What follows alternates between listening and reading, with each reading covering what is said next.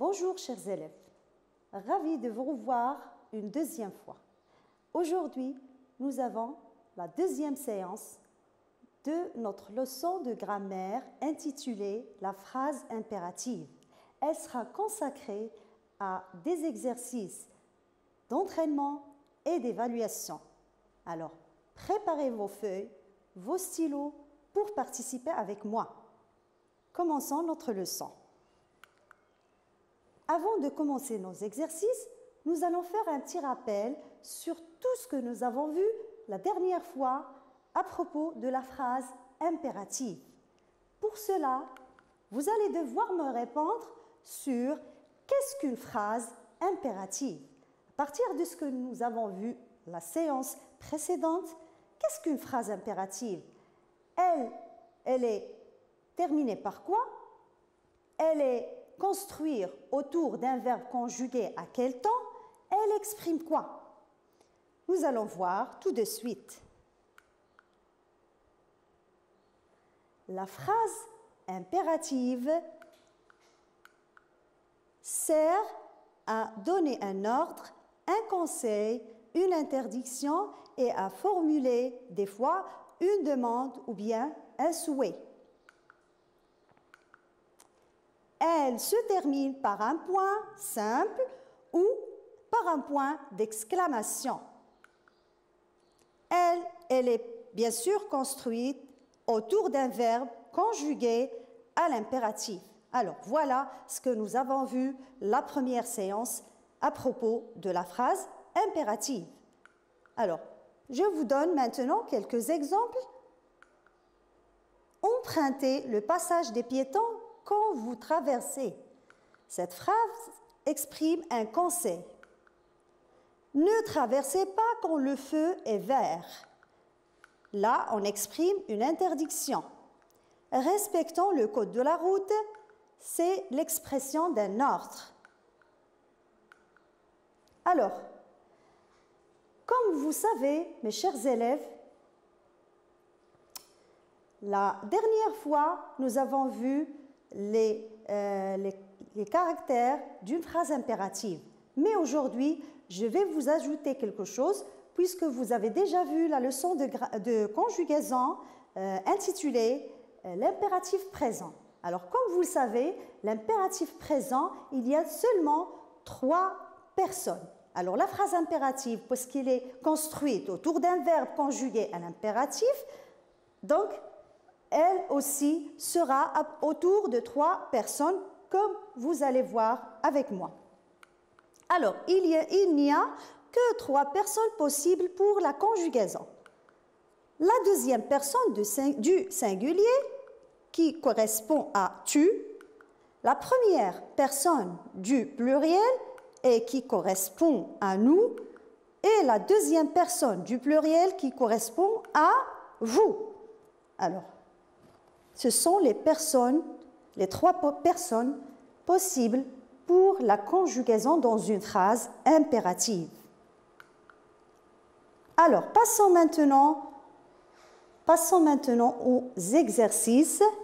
J'espère que vous avez bien préparé des stylos et des feuilles pour participer avec moi. Tout d'abord, commençons par des exercices d'entraînement.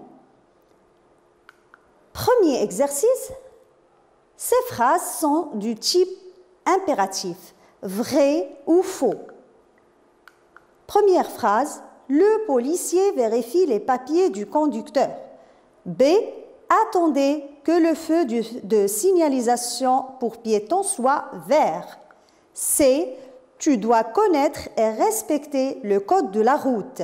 D, respecter la limitation de vitesse. E, cet espace est réservé aux piétons. F, interdiction de stationner. Et la dernière phrase, ne te gare pas dans cette rue à sens unique. Chers élèves, qu'est-ce que vous allez faire maintenant? Vous allez prendre vos feuilles, vous allez noter A, B, C, D, E, F, G pour les phrases. Et vous allez répondre ou bien par V pour la réponse vraie ou bien par F quand la réponse est faux. Alors, j'espère que vous participez avec moi et nous allons prendre phrase par phrase. Alors, première phrase, la phrase A. Le policier vérifie les papiers du conducteur. Qu'est-ce que vous avez répondu à cette phrase? Le policier vérifie les papiers du conducteur. C'est faux, ce n'est pas une phrase impérative. Pourquoi? Parce que vérifie est un verbe qui est conjugué au présent de l'indicatif. Donc, ce n'est pas une phrase impérative. Phrase B. Attendez que le feu de signalisation pour piétons soit vert. Attendez que le feu de signalisation pour piétons soit vert. Alors, vous avez répondu? C'est vrai, très bien, c'est vrai, parce que notre verbe ici est conjugué à l'impératif. Passons à la troisième phrase, la phrase C. Tu dois connaître et respecter le code de la route. Alors, regardez bien et écrivez votre réponse, S, V ou F. Eh bien, c'est faux. Ce n'est pas une phrase impérative. Pourquoi? Ici aussi, notre verbe n'est pas conjugué à l'impératif et nous avons ici le sujet ou bien le pronom personnel qui est devant le verbe. La phrase D, respecter la limitation de vitesse. Qu'est-ce que vous en dites, les enfants? C'est vrai, très bien, bravo. Alors pourquoi notre verbe ici est conjugué à l'impératif, donc cette phrase est une phrase impérative. La phrase E, cet espace est réservé aux piétons. Faux, très bien, bravo. Phrase suivante, F, interdiction de stationner. Regardez bien cette phrase, interdiction de stationner. Votre réponse? Eh bien, c'est faux. Oui, c'est faux. Pourquoi? Parce que ici, même s'il y a une interdiction, nous n'avons pas de verbe conjugué à l'impératif, donc la phrase n'est pas une phrase impérative. Et pour la dernière phrase, ne te gare pas dans cette rue à sens unique. Alors, la réponse c'est vrai, parce qu'il y a une négation, une interdiction, donc cette phrase est une phrase impérative. Alors, nous allons passer maintenant à l'exercice suivant, c'est-à-dire le deuxième exercice de l'entraînement. Alors, je vous lis la question. Qu'expriment les phrases suivantes? Phrase A. Alors, comme vous savez, nous avons déjà parlé de ce que exprime la phrase impérative. Elle exprime ou bien un ordre, ou bien un conseil, ou une interdiction. Alors, vous allez me dire à chaque fois qu'est-ce qu'elle exprime, cette phrase, devant vous. Alors, la phrase A. Pour votre sécurité, ne restez pas près des quais. La phrase B. Vérifiez que le casque est de bonne qualité avant de l'acheter. Phrase C. Donnez-moi vos papiers. D. Ne passe pas, le feu est vert. Porte ton casque.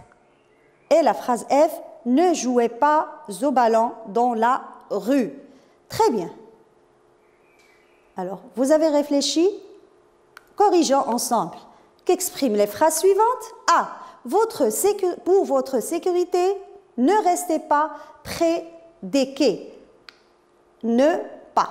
Ça vous rappelle quelque chose, les élèves? Alors, ne pas, c'est pour interdire. Donc, c'est une interdiction. Phrase B.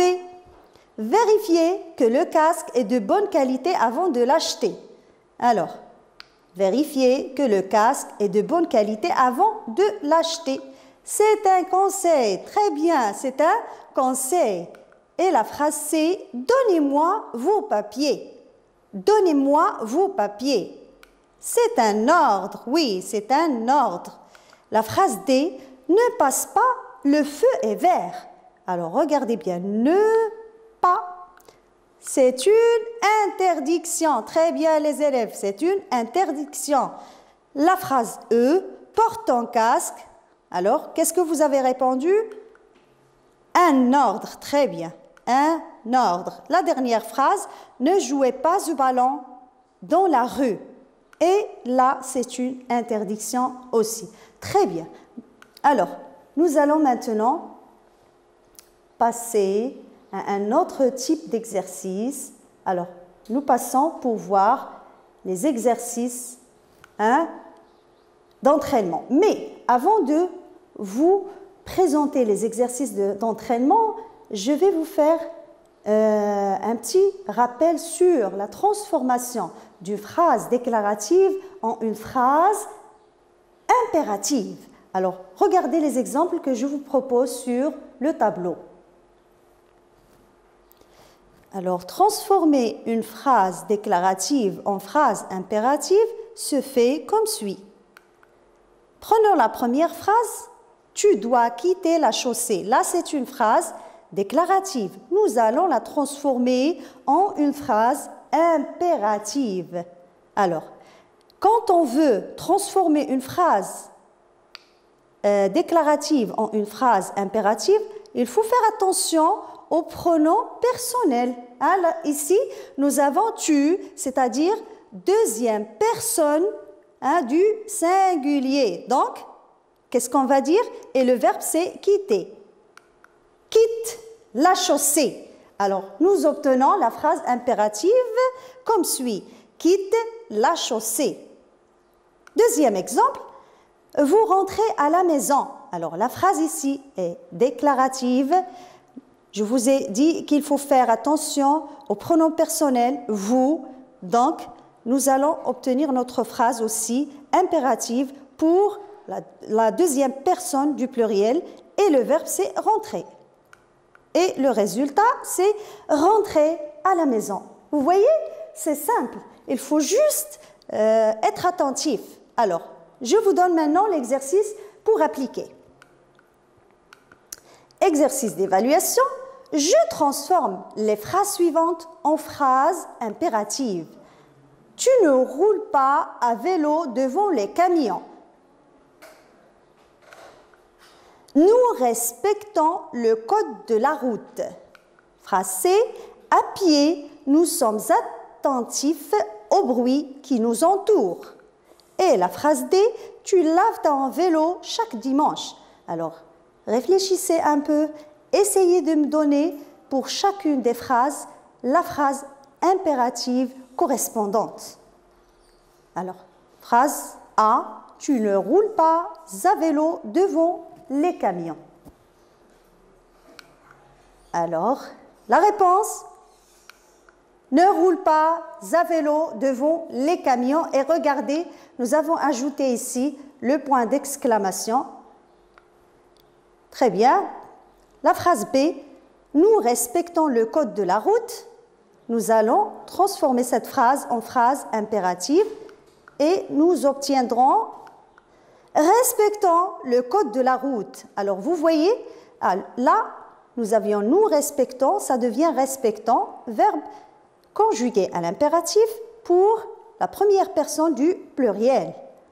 Et pour la phrase C, à pied, nous sommes attentifs au bruit qui nous entoure. Alors, réfléchissez un petit peu, regardez le pronom personnel, regardez le verbe et le résultat est le suivant. À pied, soyons attentifs au bruit qui nous entoure. Passons maintenant à la dernière phrase, la phrase D. Tu laves ton vélo chaque dimanche. Alors, comme je vous ai déjà dit, faites attention aux verbes, pronoms personnels, essayez de mettre ce qu'il faut pour obtenir la phrase impérative. Et le résultat, ou bien la réponse, lave ton vélo chaque dimanche. Très bien. J'espère que vous avez très bien fait cet exercice et passons à l'exercice suivant, l'exercice numéro 2. Alors, je vais vous lire la question. Rédige une phrase impérative pour chaque situation. Pour exprimer une interdiction, pour exprimer un conseil et pour exprimer un ordre. Alors, j'espère que vous faites aussi l'exercice chez vous. Et je vais vous proposer mes réponses. Pour exprimer une interdiction, ne circulez jamais entre les voitures. Pour exprimer un conseil, pour notre sécurité, traversons sur le passage des piétons. Et pour exprimer un ordre, viens ici immédiatement. Alors, j'espère que vous avez très bien compris, vous avez très bien fait les exercices et je vous souhaite une très bonne chance pour vos examens et à bientôt.